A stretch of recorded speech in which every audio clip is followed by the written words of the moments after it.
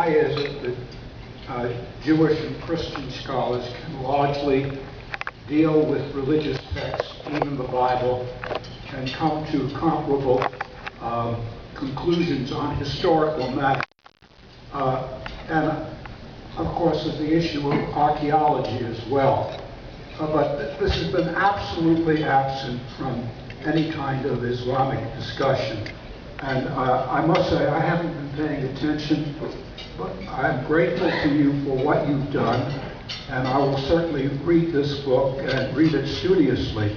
Well, I think you're probably wise. Thank you.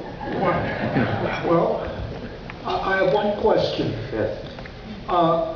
The organization of the Islamic Conference and many other groups try to work with the United Nations, and even our own State Department is playing this game of finding ways to outlaw blasphemy and disrespect of religion. And it seems to me that that would be a direct attack on any kind of scholarly, scientific study of religion in Islam, such as you've undertaken.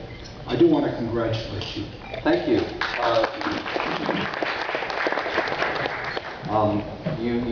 You honor me, and I am humbled by it, because I know that you are one of the most eminent professors in this field.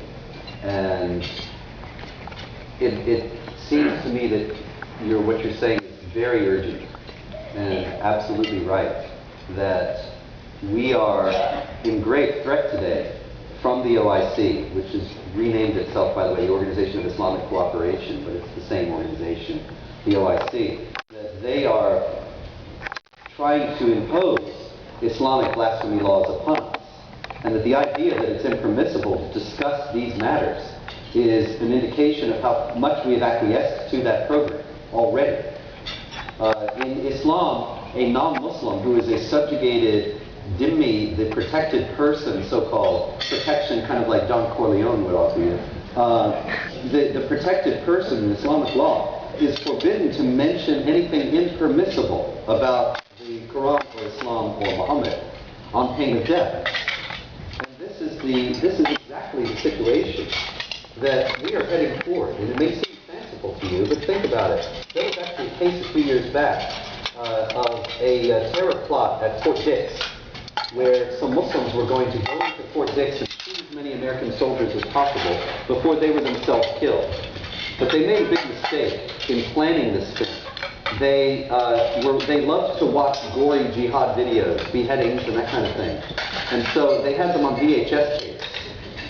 So they wanted to transfer them to DVD. They took them to the video store and they gave them to this kid, and they asked him to transfer them. So he's watching this horrible stuff and transferring it to DVD, and he's very disturbed by what he sees. He goes to his manager and listen, he said, "I think that I should go to the police about this, but would that be racist?"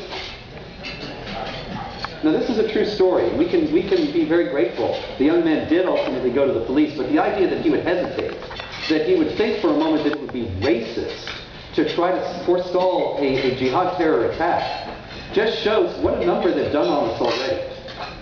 That we have internalized these Sharia rules, that it's not permissible to think about these negative thoughts about Islam and Muhammad. It must not be done.